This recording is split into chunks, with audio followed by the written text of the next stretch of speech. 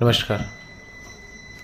ज्योतिष और जीवन चक्र में आप सभी का हार्दिक स्वागत, अभिनंदन है। सभी को जय मां शीतला देवी। गुरुदेव के चरणों में प्रणाम करते हुए, भगवान से आज्ञा लेते हुए आज आप लोगों के बीच में एक छोटा सा विषय निवेदन करने जा रहा हूँ कि भगवान सूर्य की उपासना करना चाहते हैं या भगवान सूर्य को अर्घ देते हैं जो लोग, कैसे देते हैं, उसमें क्या त्रुटियां रहती है, कब देना चाहिए और उनकी पूजा अर्चना कैसे करनी चाहिए। आइए हम जानते हैं। मैंने जहाँ पढ़ा है, मैंने देखा है कि भगवान आदिनाथ प्रभु परम पिता परमेश्वर की चक्षु और स्वयं परमात्मा ही नारायण ही सूर्य है।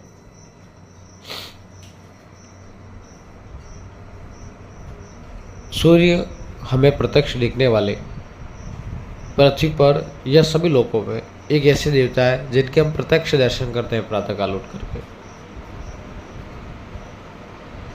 उनका दिशाओं की ओर चल बढ़ना, उदय होना, अस्त होना, मानो कोई व्यक्ति आकर के वापस चला गया हो अपने घर, उस तरह का जो भाव है वो महसूस करते हैं प्रत्यक्ष रूप से। बाकी ईश्वर की हम पूजा करते हैं, भगवान राम, हनुमान, कृष्ण, विष्णु, ब्रह्मा, शिव, जगदम्बा आदि को हमने देखा नहीं है उनके मूल स्वरूपों को, लेकिन सूर्य का जो तेज युक्त जो आकार बना हुआ है उससे हम प्रत्यक्ष रूप से दर्शन कर सकते हैं, देख सकते हैं। जो ग्रस्त लोग हैं, जो पारिवारिक लोग हैं, जो पारमार्थिक नहीं है, जिनका आध्यात्म से कोई लेन देना नहीं है, एक साधारण जीवन को जी रहे हैं, घर परिवार के साथ में बीवी है, बच्चे हैं, माता है, पिता है, नौकरी है, व्यापार है, और एक भौतिक जीवन को जी रहे हैं संसार में, उन मनुष्यों के लिए, उनके लिए क्या सूर्य को जल चढ़ाने के क्या नियम होते हैं और उन्हें वो नियम फॉलो करने पर क्या लाभ होता है। प्रत्येक व्यक्ति को, चाहे वो आध्यात्मिक हो, सांसारिक हो या गृहस्थी हो, उससे प्रातःकाल ब्रह्म मुहूर्त में उठना ही चाहिए। ये सबसे पहली जो सीढ़ी है भक्ति की, प्रार्थना की, पूजा की, ये पहली पीढ़ी है, ये पहली सीढ़ी है ये। और इस समय में जो व्यक्ति उठता है, एक तो मुझे इतनी शुद्ध हवा, ऊर्जा, शक्ति मिलती है, दूसरा जो शुद्धता, जो पूर्ण जो वातावरण होता है उसमें अगर वो उठ करके व्यायाम, प्राणायाम, योग, साधना करता है तो वो कुछ शुद्ध वातावरण है, उसमें शुद्ध शक्तियाँ संचारित होती है और उसमें शुद्धता के साथ में देवलोक की शक्तियाँ, कहते हैं कि वो ब्रह्म मुहूर्त में पृथ्वी पर विचरण करती है, तो वो जो फल है, जो प्रार्थना है, वो हमारी जल्दी स्वीकार कर दी जाती है। यही है, बाकी ऐसा नहीं है कि कोई ब्रह्म मुहूर्त में उठने के बाद में आपको आकाश नीचे ले आओगे। आपका भाव जो होगा वो एक्टिव होगा, आपकी जो मनोवृत्ति है वो चेंज होगी। और प्रतिदिन अगर आप ऐसा करते हैं तो दिन भर आप ऊर्जावान रहेंगे, आप में एक स्फूर्ति रहेगी, आप लूज नहीं हो पाएंगे, आप कमज़ोर नहीं हो पाएंगे, आप आलस्युक्त नहीं हो पाएंगे, आप अपने आप को कमज़ोर महसूस नहीं करेंगे। अगर प्रातःकाल अगर शुद्ध वातावरण में उठ करके, ब्रह्म मुहूर्त में उठ करके आप पूजा अर्चना और व्यायाम योग करते हैं तो सूर्य उदय होता है, और सूर्य उदय होते हुए या होने के आधे घंटे के भीतर या लालिमा युक्त तब सूर्य हो, तब सूर्य नारायण भगवान को अर्घ देना चाहिए। और सूर्य को अर्घ देने के बाद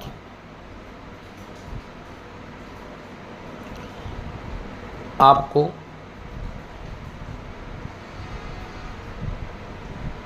फिर से कोई पूजा अर्चना करनी है तो कर सकते हैं, नहीं तो आप अपने कार्य पे पधार सकते हैं, क्योंकि आपको पूजा ब्रह्म मुहूर्त में यानी कि प्रातःकाल ही 3:30 बजे से लगा करके करनी है, या 4 बजे से करनी है, 4:30 बजे से करनी है। नियम तो ये है। फिर आप कुछ आगे पीछे हो सकते हैं, वो विषय थोड़ा अलग है, लेकिन पहली प्राथमिकता तो यही है। इसके बाद में भगवान सूर्य को जल चढ़ाएं, उस समय आप किसी तांबे का पात्र ले लें, लोटा है, कोई भी है, घड़ा है, और नीचे कोई गड्ढा करके चढ़ावे, या फिर कोई ऐसा पात्र नीचे रख देवे। आप बाल्टी है या कोई ऐसा पात्र है उसमें जल आ सके आराम से, वैसा पात्र ले लेवे, और वो जल जो है वो उसी पात्र में चढ़ना चाहिए। वह जल नीचे पात्र में गिरे, उसके छींटे आपको उड़े नहीं, आप पर लगे नहीं, आपके कपड़ों पर, आपके पैर पर, इस बात का विशेष ध्यान रखें। और साथ ही आप ये बोलते हुए भी जल अर्पित कर सकते हैं, ओम गृणी सूर्याय नमः। एकाक्षी मंत्र, बीज मंत्र है सूर्य का। इस मंत्र को बोलें, ओम गृणी सूर्याय नमः। इस मंत्र को बोलते हुए भी आप सूर्य को जल अर्पित कर सकते हैं। बचा हुआ जो जल है वह जल आप भगवान सूर्य को वापस लेकर के अर्पण करें, नहीं उसको आप किसी ऐसी जगह पे डाल दें। अगर इसके बाद में ये मंत्र बोलने के बाद, जल चढ़ाने के बाद में आप फिर पूजा के स्थान पर आकर के सूर्य का अगर जप करना चाहें तो आप जप भी कर सकते हैं, या आप तांत्रिक मंत्र से करिए या आप बीज मंत्र से करिए।